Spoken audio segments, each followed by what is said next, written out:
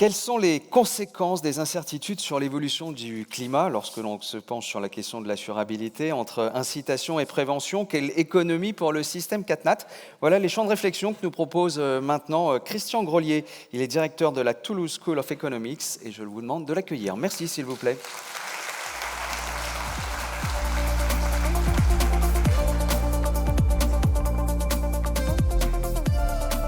Bien, bonjour, bon anniversaire. 80 ans, c'est quand même pas mal du tout. Oui, effectivement, je ne suis plus directeur de la Toulouse School of Economics. J'ai laissé ça à la jeune génération au mois de novembre. Et en fait, j'ai quitté pas mal. J'étais au début de ma carrière un des shareholders d'une des 3 chaires qui avait été créée à l'époque par Denis Kessler à la Fédération française des sociétés d'assurance, chaire que j'ai occupée pendant une douzaine d'années.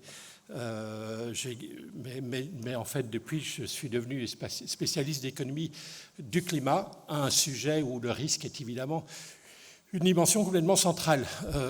Et par ailleurs, j'ai plutôt quitté mes activités d'assurance. J'ai démissionné de l'ESRB il y a 2 ans et j'ai quitté le conseil d'administration de la Mondiale il y a 18 mois. Voilà, donc écoutez, on m'a demandé de vous parler de qu'est-ce qu'on peut dire de l'économie de l'assurabilité dans un monde avec un changement climatique. Alors je voudrais commencer par dire que, évidemment que l'assurance est un élément essentiel de nos sociétés modernes, économie de marché, avec un grand nombre d'agents, avec une diversité de risques, des risques très importants, en particulier dans les risques d'entreprise. Et ces mécanismes d'assurance jouent un rôle complètement central dans la prospérité, dans la croissance. Sans assurance, on n'en serait pas du tout là où on est aujourd'hui en termes de prospérité. Et donc les problèmes d'assurabilité sont complètement essentiels. Alors, l'économie des catastrophes naturelles est un super sujet d'économie, donc que j'ai à moitié abandonné, notamment à cause de problématiques d'accès aux données. C'est très difficile d'obtenir des données sur ces sujets. Et moi-même et mes collègues, je pense à Pierre Picard ou Jean-Marc Bourgeon, se sont un petit peu cassés les dents là-dessus. Et la conséquence de ça, c'est qu'il y a moins d'économistes qu'avant qui se sont frottés à ces pourtant très beaux sujets, très beaux défi scientifique de réfléchir à comment construire des mécanismes qui permettent d'assurer des risques de catastrophes naturelles. Et le sujet des catastrophes naturelles est particulièrement prégnant parce qu'il affronte un ensemble de difficultés que les économistes ont bien identifiées maintenant depuis une 50aine d'années. Il y a des problèmes clairement d'asymétrie d'information et des problèmes d'incitation dans l'assurabilité, l'assurance des catastrophes naturelles, le problème d'aléa moral, quand vous n'êtes pas capable de récompenser les gens qui font plus d'efforts de prévention, eh bien, il n'y a pas assez d'efforts de prévention dans l'économie. Quand vous faites affronter, vous assureurs, une forte hétérogénéité dans les degrés de risque dans la population, si vous n'êtes pas capable, vous n'avez pas la possibilité pour des raisons régulatoires de moduler les primes en fonction de l'intensité du risque, eh bien, vous affrontez un problème d'antisélection. Clairement, catastrophes naturelles affrontent ce type de difficultés, où là, les ont à discuter, le CatNat a subi des problématiques de cette nature-là. Il y a des problématiques d'opportunisme. C'est très clair que quand on dit que la solidarité doit permettre... que la solidarité doit être utilisée pour partager les risques au sein de la société, c'est très bien, mais ça crée un problème d'assurabilité tout à fait évident, puisque si vous anticipez une solidarité a posteriori grâce à une indemnisation par solidarité en provenance de l'État, pourquoi vous assurez? Et puis en plus, c'est un problématique autorévélateur, parce que si personne ne s'assure, par cette anticipation, a posteriori, évidemment, l'État n'aura pas d'autre choix que de venir au secours des non-assurés, ce qui crée un problème. Et puis, il y a un autre problème d'opportunisme, évidemment, c'est celui des assureurs eux-mêmes, qui, c'est un sujet bien connu en finance, la responsabilité limitée, qui est un élément essentiel dans le fonctionnement de notre société moderne, qui permet aux entrepreneurs de prendre des risques, mais néanmoins, besoin, dans le monde de l'assurance en particulier, mais aussi dans le monde de la banque, enfin, plus généralement dans le monde de l'intermédiation financière, la responsabilité limitée de ces intermédiaires financiers crée un problème de ce qu'on appelle bet for resurrection, c'est-à-dire ne pas avoir suffisamment de réserves pour couvrir les risques des événements extrêmes. Et évidemment, dans la problématique de catastrophes naturelles, on peut imaginer, avec le changement climatique, des évolutions qui font qu'il y ait des dommages qui sont tellement importants qu'à un moment donné, que les réserves soient complètement épuisées, ce qui crée un problème d'incitation à la prévention, qui crée un problème d'incitation à la constitution de ces réserves. Puis finalement, en tant que dernier ingrédient problématique dans le système CatNat, c'est évidemment la corrélation des risques individuels, l'existence de queue épaisse de distribution, les black swans, les fat tails, les incertitudes profondes. J'y reviendrai dans quelques instants. Alors, juste encore 2 mots sur la création de valeur de l'assurance. Une des choses importantes que l'on sait depuis les années 60 en économie du risque et de l'assurance, c'est que la valeur de l'assurance est essentiellement proportionnelle au carré de la taille du risque qui est couvert. C'est-à-dire quand vous doublez la taille du risque, vous quadruplez la valeur de l'assurance. C'est Kenneth Arrow, un des premiers prix Nobel d'économie, sans doute un des meilleurs économistes du XXe siècle, qui a, dans un article de 1963, bien expliqué ça. Donc évidemment que assurer le risque de catastrophe naturelle, étant donné l'intensité du risque, il y a certains risques qui exposent les assurés à des pertes qui peuvent représenter 20, 30, 40, 50, 60, 80% de leur patrimoine, et donc partager ce risque et créer beaucoup de valeur sociétale. D'autant plus que ce qu'on sait de l'aversion au risque des agents, évidemment que la création de valeur de l'assurance elle est d'autant plus importante que l'aversion au risque des gens qui sont assurés est importante. Et ce que l'on observe quand même sur les primes de risque sur les marchés financiers, qui sont extrêmement importants, comparer la rentabilité moyenne d'un portefeuille action par rapport, réputé plus risqué qu'un portefeuille obligataire ou un portefeuille sans risque. Évidemment, le différentiel de taux de rendement espéré est justifié par l'importance de l'aversion au risque. Et quand vous modélisez ce type de problème, étant donné des agents économiques qui ont une certaine aversion au risque, comment on peut expliquer de telles primes de risque sur les marchés financiers? Eh bien, il faut beaucoup d'aversion pour les risques. Des trucs qui me paraissent d'ailleurs extrêmement surprenants et qui restent un puzzle, un paradoxe de la théorie de la finance. L'equity premium puzzle, le risk rate puzzle montre bien que la problématique de risque est importante, que l'impact du risque sur le bien-être est très important à cause de l'aversion au risque. Et donc s'assurer une capacité d'assurabilité, excusez-moi de ce mélange de mots, est un sujet de société qui crée beaucoup de valeur et qui est une responsabilité collective vis-à-vis des citoyens français que d'offrir une telle couverture. Voilà, donc j'en dirai pas plus. Donc je vous ai dit, j'ai basculé il y a 25 ans de l'économie de l'assurance, où la demande sociale n'est pas si importante que ça, vers un autre truc où la demande sociale a complètement explosé, c'est la compréhension de la problématique de l'économie du climat. Et donc, d'ailleurs, si vous voulez en savoir plus sur mes recherches et mes réflexions sur ce sujet, lisez mon dernier bouquin qui s'appelle « Économie de l'inaction climatique » qui est paru chez PUF en septembre de l'année dernière. Le « in », pour donner un peu d'espoir, le « in » est entre parenthèses. Alors, un des grands sujets en économie de l'assurance, en économie du climat, excusez-moi, c'est quoi le coût de l'inaction? Qu'est-ce que ça coûte de ne pas réduire nos émissions de CO2? En d'autres termes, quel est le dommage qu'engendre une tonne de CO2 émise aujourd'hui?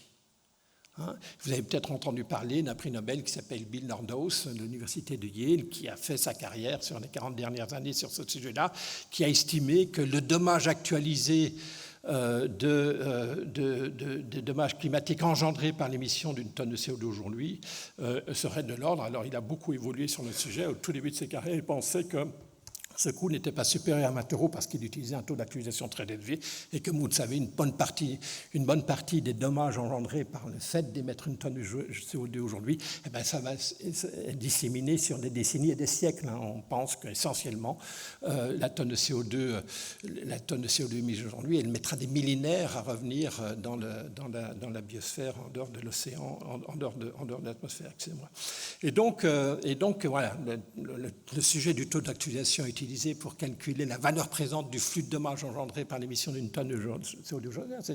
C'est un sujet qui reste non consensuel parmi les économistes et qui est le thème central de mes recherches depuis 20 ans. Mais je ne vais pas vous parler de ça, je vais vous parler de l'incertitude profonde auquel nous sommes confrontés face au changement climatique. Alors, je ne suis pas un climato-sceptique, bien au contraire, sinon je ne ferais pas le métier que je fais. Évidemment que l'augmentation de la concentration de CO2 dans l'atmosphère augmente le risque de changement climatique. Le problème auquel on est confronté, c'est qu'on ne connaît pas bien l'intensité de ce phénomène. Aujourd'hui encore, on est tous d'accord que le changement climatique est engendré, ou à peu près tous d'accord que le changement climatique est engendré par l'augmentation de la concentration de CO2 dans l'atmosphère, mais on ne sait pas de combien. Et donc, un paramètre assez classique qu'on utilise dans sciences, les climatologues et aussi les économistes, c'est quand vous doublez la concentration de CO2 dans l'atmosphère par rapport à l'ère pré-industrielle, de combien la température moyenne de la Terre va-t-elle augmenter. Et vous avez sur ce graphique de droite différentes fonctions de densité estimées par différents climatologues. Et donc, vous avez sur l'axe horizontal 1 degré là tout à fait, j'ai pas de... Non, je ne pense pas. 1 degré, 2 degrés, 3 degrés jusqu'à 10 degrés, je pense. Oui, c'est ça. Et donc, vous voyez que ces fonctions de densité, waouh! D'abord, elles sont vachement étalées sur la droite, il y a une skewness importante, et en plus, il y a une énorme hétérogénéité dans les estimations. Donc, il n'y a pas de consensus aujourd'hui sur les conséquences du doublement de la concentration de CO2 dans l'atmosphère sur l'augmentation, la chose aussi simple que l'augmentation de la température moyenne de la Terre, sans même parler de l'augmentation de la fréquence des ouragans et des sécheresses et tout ça. Et puis, donc, vous voyez, c'est vraiment beaucoup d'incertitudes. Et puis, sur le graphique de gauche, à prendre avec beaucoup de pincettes, c'est mon collègue Thomas Sterner de l'Université de Göteborg qui vous a dessiné ce qu'on appelle les courbes de dommages. Là, vous avez sur l'axe horizontal l'augmentation de la température moyenne par rapport à l'âge pré-industriel, et sur l'axe vertical, la chute du PIB mondial exprimée en pourcents. D'accord ? Donc, vous voyez que ce sont des courbes qui sont convexes. Quand vous doublez l'augmentation de la température, vous faites bien plus que doubler le dommage sur le PIB mondial. Et là, vous voyez aussi qu'il y a un énorme désaccord, et pour vous avouer tout, ces courbes, c'est essentiellement au doigt mouillé, parce qu'estimer l'impact de l'augmentation de la température sur la biodiversité, sur la productivité du travail, sur la productivité agricole, sur le patrimoine, j'en passe et des meilleurs, c'est un truc de dingue, et on n'est encore qu'au tout début des travaux là-dessus. Une alerte. Jusqu'à maintenant, en Europe et en France, on a créé un consensus sur l'idée que, non, contrairement à ce que William Nordhaus disait il y a quelques années, que c'était $20 par tonne de CO2 par tonne de CO2 émise, on pense plutôt aujourd'hui que c'est 270 €. D'accord ? Chaque tonne de CO2 aujourd'hui engendre des conséquences dont la valeur présente est autour de 270 €, ce qui veut dire qu'il faudrait faire en termes de responsabilité envers la génération future, il faudrait faire tous les efforts de réduction des émissions de CO2 qui coûtent moins que 270 €. Alors on en est très très loin. Je vous rappelle que j'ai vérifié tout à l'heure sur le marché UTS, le prix de la tonne de CO2 est à 78 €. La taxe carbone en France est à 46 €. Et le Carbon Border Adjustment Mechanism, n'en parlons pas, il est encore essentiellement dans les limbes. Et donc voilà, on en est très loin. Ces 270 € aujourd'hui sont complètement remis en cause, et je vous alerte là-dessus, vous les assureurs, parce qu'une nouvelle étude qui circule depuis 2 ans et demi sous forme de discussion paper par un Français qui s'appelle Adrien Bilal et je pense un Brésilien mexicain qui s'appelle Diego Kanzig, viennent de se faire accepter leur papier dans un top 5, dans une revue du top 5, la Quarterly Journal of Economics, c'est quand même un élément, un signal d'identité de l'étude vaut quelque chose, mais qui estime qu'une augmentation de 1 degré de la température moyenne de la Terre aurait pour conséquence de faire chuter le PIB mondial, non pas de 1 ou 2%, comme c'était décrit dans les graphiques de gauche là, mais de 20%. De 20%, à un seul degré. Et ça, il estime, en regardant sur les 30 dernières années, des petites variations de la température moyenne de la Terre dans le monde, et il a regardé comment ça avait impacté sur les quelques années qui ont suivi le PIB mondial.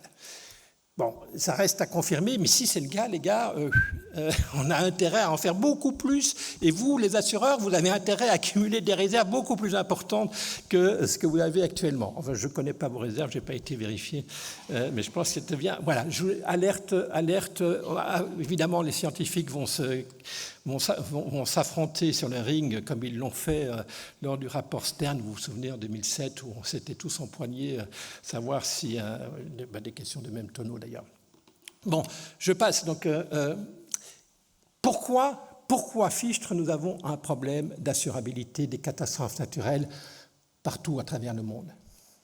Là, je vous ai donné quelques arguments tout à l'heure. Le premier, c'est le comportement opportuniste des assurés. S'il n'y a pas d'assurance obligatoire, et s'il y a une anticipation que l'État sera solidaire a posteriori envers les victimes d'une catastrophe naturelle, il y aura une demande d'assurance qui est trop faible. Et donc, il va y avoir une défaillance des marchés. Évidemment, la solidarité nationale n'est pas un bon mécanisme de partage de risque parce qu'il n'organise pas la prévention, il n'organise pas l'allocation des risques de façon rationnelle dans le mécanisme. Ce n'est pas un mécanisme, en fait. Donc, premier point, c'est celui-là. En France, on a partiellement résolu le problème avec une quasi-obligation d'assurance de catastrophes naturelles. Je prends beaucoup, évidemment, de précautions en disant quasi-obligation, on est bien d'accord. Deuxième élément, alors un truc bizarre. Moi, je suis un économiste un peu dans ma tour d'ivoire, mais je me suis toujours dit, mais si le risque augmente et le changement climatique augmente le risque de la catastrophe naturelle, si le risque augmente, ce n'est pas très grave. Les primes vont augmenter de façon actuarielle, mais les assurés vont comprendre que le risque est plus important et ils vont être prêts à payer plus pour se couvrir. Je ne sais pas pourquoi, ce n'est pas ça qui se passe.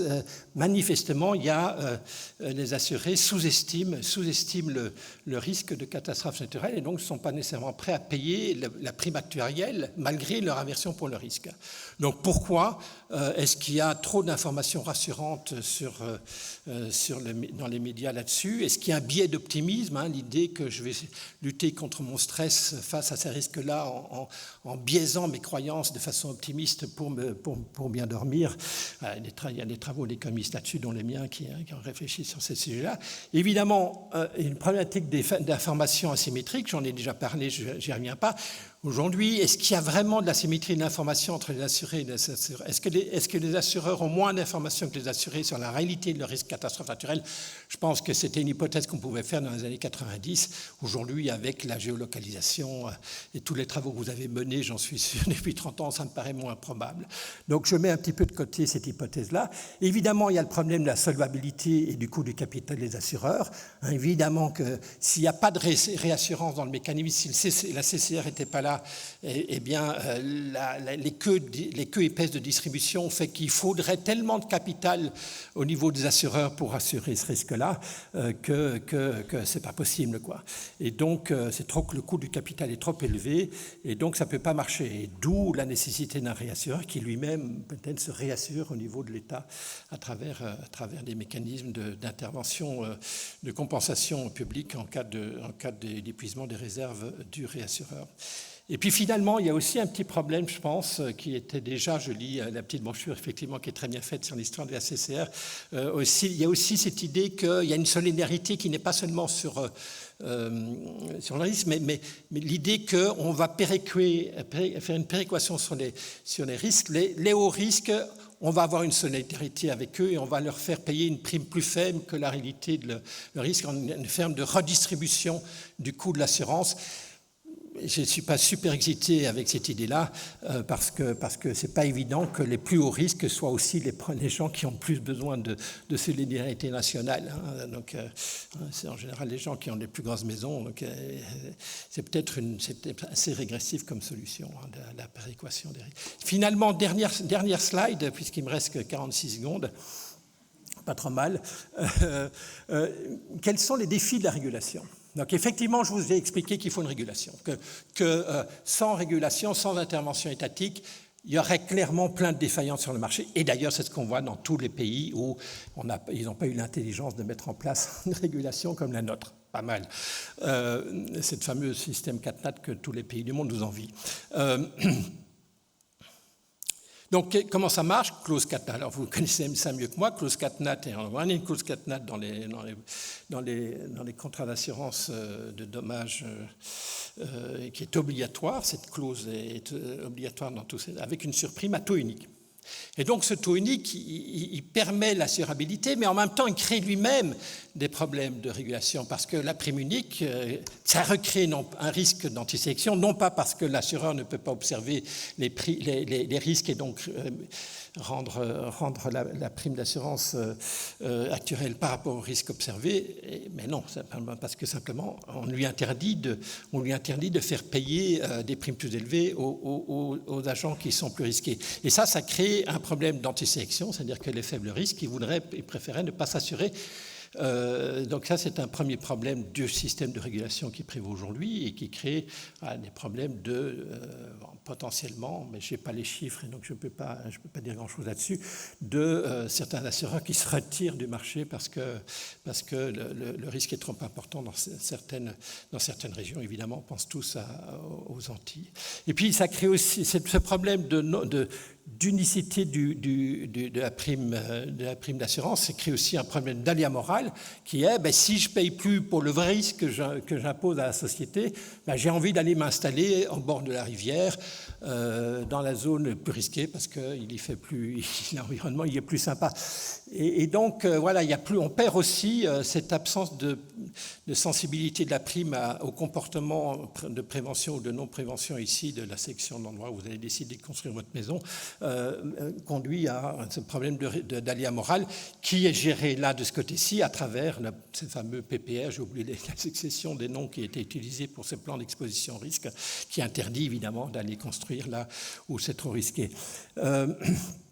Et puis finalement, il y a aussi une question qui est qui doit financer le coût de ce risque, qui est porté par le réassureur, in fine, à travers ce réassureur, il est important qu'il lui-même ne sensibilise pas les primes de réassurance qu'il existe des assureurs en fonction du risque porté par les assureurs, parce qu'évidemment, c'est cette non-sensibilité qui incite les assureurs à assurer même dans les zones les plus risquées, puisqu'ils savent, ces assureurs, qu'ils peuvent transférer le risque à ce réassureur. Donc ça, c'est un élément, une brique importante de la création de ce mécanisme de régulation qui n'a pas trop mal marché jusqu'à maintenant, mais il reste quand même une question de savoir quel est le niveau, évidemment, de cette prime de réassurance. Quel est le niveau de cette surtaxe induite justifiée par la cause de catastrophe naturelle? Plus c'est élevé, plus elle permet de créer dans les bonnes années des réserves importantes qui permettent de couvrir le risque dans les mauvaises années et qui me permettent de ne pas demander à l'État d'intervenir dans les événements les plus extrêmes. Et puis l'alternative, c'est de ne pas demander une surtaxe trop importante, mais ça crée un risque plus important que l'État doit intervenir a posteriori parce que les réserves ne sont pas suffisamment importantes à la CCR et donc que l'État utilise l'argent du contribuable pour éponger la possibilité d'indemniser les victimes des catastrophes naturelles. Alors c'est aussi une question importante, de savoir comment on organise ce lissage intertemporel des chocs de catastrophes naturelles. C'est un très beau sujet de recherche en sciences économiques et en finance. Mais voilà, je pose ici juste la question et je vous remercie pour votre écoute. Merci.